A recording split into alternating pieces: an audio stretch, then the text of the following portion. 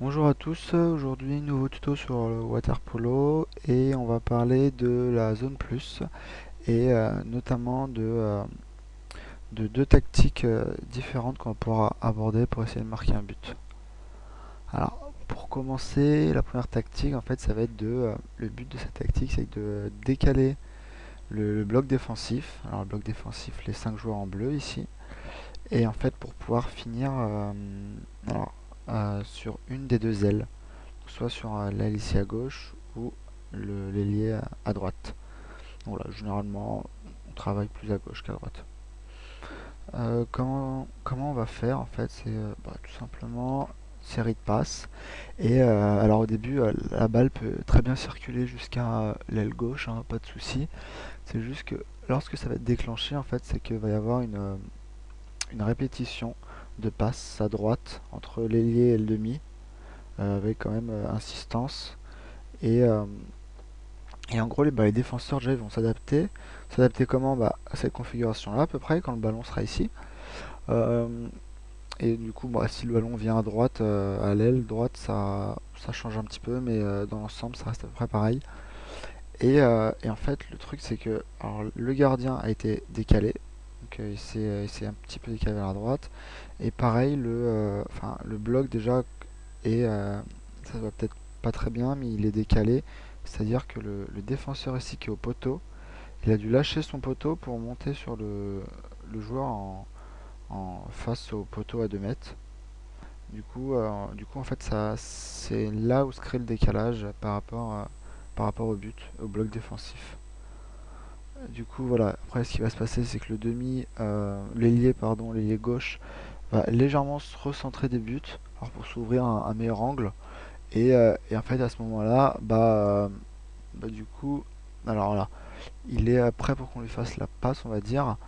Et alors, une passe qui va être faite à la bonne hauteur, dans la main et bien tendue, en fait, ça arriver très vite. Et du coup, si c'est tout ça est bien orchestré, le défenseur aura très peu de temps pour redescendre, changer de bras avant et empêcher un shoot. Donc voilà, c'est un moyen de faire. Et un autre moyen, en fait, pareil, pour finir à l'aile. Alors cette fois-ci, la passe vient non pas du demi droit, mais de l'aile droite. Et c'est à peu près pareil, hein. Le bloc voilà, est décalé dans ce sens-là. Sauf qu'en fait, le mouvement de l'ailier gauche, au lieu de se recentrer à 2 mètres, va légèrement ressortir. Alors pourquoi? Simplement pour éviter de rester sur la même ligne de passe. Parce que là, une passe, on va dire, dans ce sens-là, il y aurait un 2 3 4 joueurs susceptibles d'intercepter le ballon. Alors que là, si le joueur se décale bien, même un petit peu plus, il y en a déjà deux. Et si c'est encore plus décalé, il y en a encore moins. Et pareil, du coup, passe de l'ailier. Et voilà, l'angle secteur de shoot qui s'ouvre est ici. Après, ça empêche en rien de. Enfin, secteur de shoot ici, c'est sur un shoot instantané, c'est-à-dire sans fixation. On peut très bien faire une fixation histoire de d'amener le gardien et essayer de tirer diagonale. Voilà, c'est une tactique, c'est une manière aussi de faire.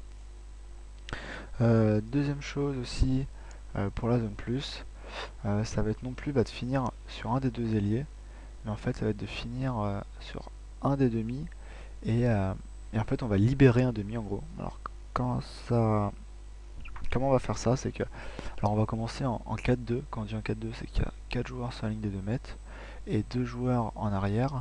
Et en fait on va devoir rééquilibrer la formation pour la faire en 3-3. Alors comment ça va se passer? Bon pareil, hein, série de passes, hop, et à un moment donné en fait il y a le porteur du ballon. Alors soit le demi droit ou le demi gauche, il va se décaler sur sa droite, ça va entraîner le mouvement des défenseurs du coup. Hop, et là en fait il y a cet ailier gauche qui va ressortir. Alors c'est l'ailier gauche parce que je décale à droite, hein, simplement, mais si ça décale à gauche, c'est l'ailier droit qui ressort. Ça ressemble assez logique. Donc cet ailier gauche va ressortir et, euh, et en fait celui qui était ici au niveau du poteau va prendre sa place pour libérer de l'espace en fait. Voilà, une configuration qu'on va pouvoir attendre, ça va être celle-là du coup.